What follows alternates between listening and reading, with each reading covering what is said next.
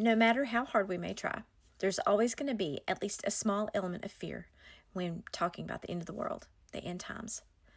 Even though we know that that means that God is finally ridding the world of evil, it's still, because it's such a magnificent and wonderful event. It's the big bang, it's the finale, the grand finale of life.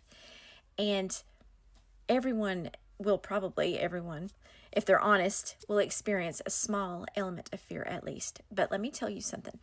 God is not mad at you for feeling fear. Don't think that. Put that out of your mind. If anybody tells you that he's mad and doesn't, you're not supposed to fear. Let me tell you, everybody has a little bit of sense of fear, but what God wants you to do is come to him with that fear. He doesn't give us a spirit of fear, but he knows that we get scared sometimes, and he is not going to be mad at you for being afraid. You go to him. That's what he wants, is for you to go to him and put that fear, give him the fear, and let him give you the peace and comfort in replace of that fear. He's replacing that fear. And it's easy to, I'll use this for instance because it just happened last night, the blood moon eclipse, the lunar eclipse. I was asleep. But that is just one of the signs, all these many different signs in the sky and all these different signs we're seeing in Matthew 24.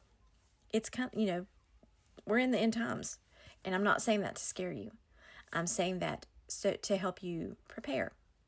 And so you'll be aware. And you know what to look for. You read the Bible, you study, you talk to God. God wants you to bring all your worries and concerns and fears to him, because he will take that away, and he will put his peace and his comfort and his assurance in your heart in place of that. But you've got to let him. You can't tell him you're going to give him the fear and then take it back. And I know that's hard, but you got to make yourself. It's not something that's just going to automatically happen with most people. You've got to make yourself. But I just want everybody to know that God is not going to be mad at you. And no matter where you are, he's excited. Because you just imagine, somebody said this, you imagine how excited you would be if you had been without your child or children for so long and you finally got to go pick them up.